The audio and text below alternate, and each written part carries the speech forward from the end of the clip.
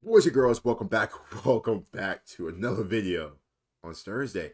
I'm actually going out of town this weekend, so I'm trying to get at least one more video for you guys out tomorrow. But just wanted to let you guys know that. Fernando Alonso re-signed with Aston Martin. Pretty surprised about that.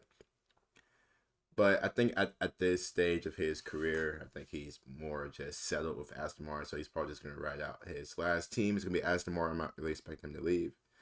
Now, that was like a potential domino because it's like, okay, the Mercedes spot is gonna be open.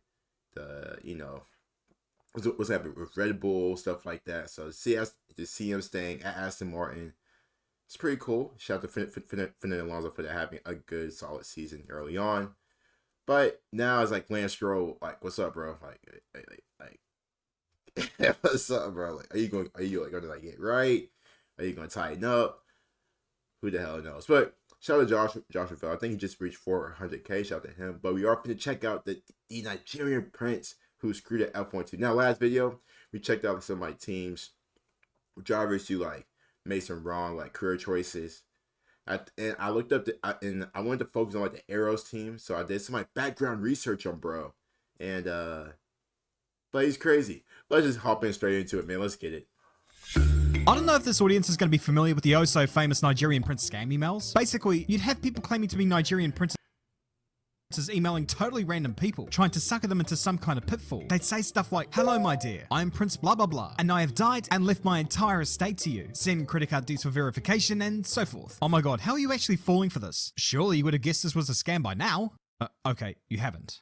Okay, thanks, love you, bye. And of course, if you were born into any degree of computer literacy, you knew this was bogus, got rid of the email, or messed with them if that was your thing, and went about your daily life, I guess. Now, imagine the same kind of thing happening in the world of Formula 1. A Nigerian prince buying into a Formula 1 team, only to not hold up their end of the bargain, and leave the other party in limbo. Sounds too dumb to be true? You really think a professional Formula 1 outfit is gonna let such lunacy ensue? Well then, let me introduce you to Prince Malik Adu Ibrahim. Who? To understand the story, let's have a look at the team that was suckered into this whole deal. Founded in 1978, Arrows weren't the most successful of teams, shall we say. Sure, they had 1 pole position and 9 podiums to their name, including that 1 freak performance in Hungary 97. And they weren't short of credible drivers in its history, although these were the same people that hired Taki Inoue, so that kind of tells you where they were at money-wise. In the mid-90s, a Scot by the name of Tom Walkinshaw decided that he wanted to buy into the world of Formula 1, and so he approached, as you may have guessed by now, Ligier. His master plan was to buy the team outright and take it back to its former glory that we saw with Jacques Lafitte and Patrick Depailler. All very romantic stuff, but they told him to get lost. And so he went over to Arrows, who were in need of some coin, and he bought 51% of the team, thus becoming TWR Arrows. All of this made it easy to lure Damon Hill for the 1997 season. I mean, it was helped by Williams dumping him on his ass at the end of 96, but hey, you gotta take what you can get. And Walkinshaw That's still crazy. That's still crazy. But we proceed. had grand plans to turn Arrows into a championship winning team.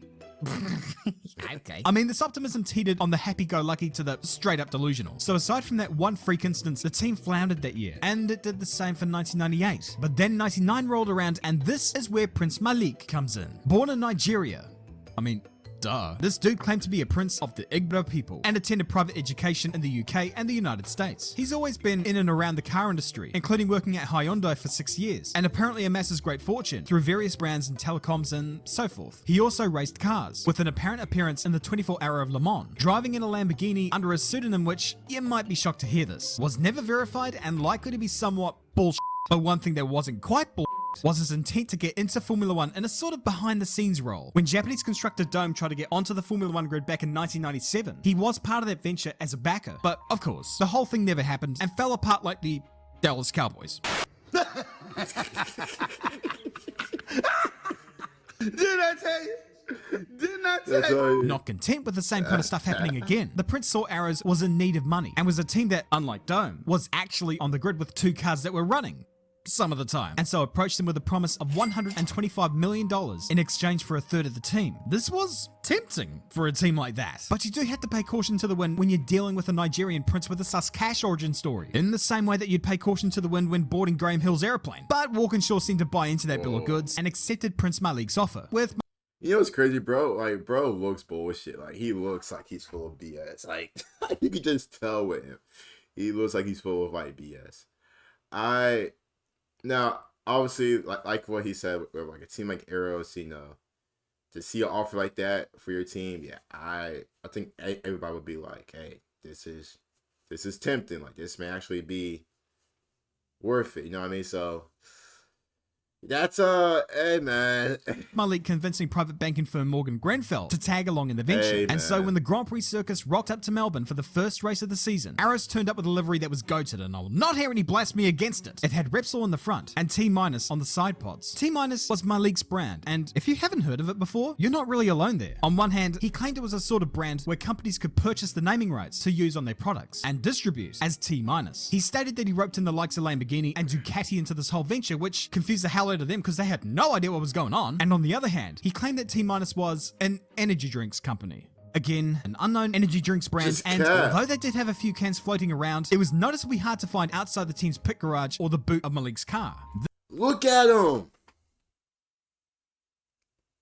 He just looks cap. He looks cap. This all looks sounds like he's just a full of it. little too familiar. Prince here also hired out a PR agency to tail him and help promote the brand and project him as, oh geez, I don't know, a prince. But there were still just so many questions surrounding the brand. In the lead up to Imola, there was this sort of countdown thing on the side pods, along with the Mission Winnow-esque logo arrangement, and Malik had planned to make money through the energy drink as well as selling the brand name. But if you witnessed the 2019 season and you saw the freak show that went down in Haas, let me tell you, not much is different in the script over this one. The only real differences in approach and appearance, one looked professional, and the other looked like Santa if he was a born-again biker. But while he certainly looked more professional, he was about to skimp out on the money end of the bargain. T- were bringing in no money whatsoever, and with the team struggling badly with the cars. Not surprising given that it wasn't much different from last year's car. The last thing they needed was to be conned by a Nigerian prince into sponsorship from a pseudo company, only not to be paid. Then again, if you get into a deal with a Nigerian prince who's offering you 8 digits, you kind of deserve what's coming to you. Eventually, the prince just completely disappeared from the paddock and was nowhere to be seen, because that's how disappearing works. In September, Tom Walkinshaw took back control of the shares, and Morgan Grenfell, which also kind of disappeared soon after, replaced the T- signage on the cars. The sad thing to take from all of this, however, was that this whole fiasco effectively led to Arrows closing their doors midway through 2002. And the really sad part about all of that is that by 2002, they were starting to get somewhere. Maybe not challenging for wins, but they were better than previous years, and Frentzen and Bernaldi were driving decent enough. This also forced TWR into liquidation, which meant, among other things, the Holden Racing Team V8 supercar team over in Australia was almost harpooned altogether and had to be sold to its driver, Mark Scaife. I mean, yeah, you can argue that Arrows were always going to die given the sport wasn't getting any cheaper or fairer to teams not named Ferrari. And even though that team had only been around for about 30 plus years, we do kind of miss it.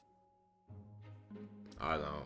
So what about the prince? Well, he has got up to some since he piloted Arrows into a hillside. In 2008, for example, he went to court in Texas over stealing money given to him to put toward a young up-and-coming NASCAR driver, Robert Richardson Jr. Now, while he was eventually cleared of all the charges, he was required to post a bail of 35 grand thanks to false statements he made on the lead up to his trial. He also apparently oversaw the sale of Lotus to Proton in 1996. He then went to work for the Bridge, a renewable energy company in the United States, before a warrant was issued for his arrest after it was claimed that he had stolen over 200 grand during his probationary period. Today, how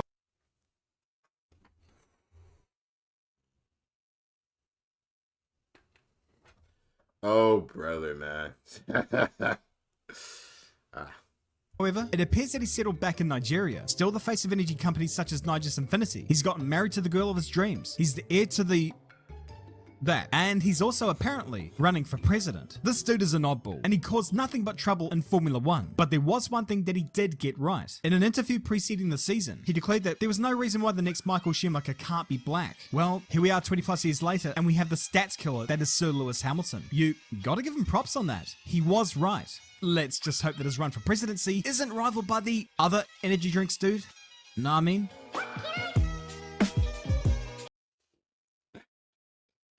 Bro is full of it. I don't know what he had to do. I don't know how he managed to complete all of this, but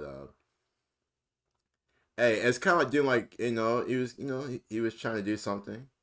Hope you guys enjoyed the video, man. Bro is crazy. He's something different. But you guys, let me know you guys thoughts and comments down below. See you guys then. Peace.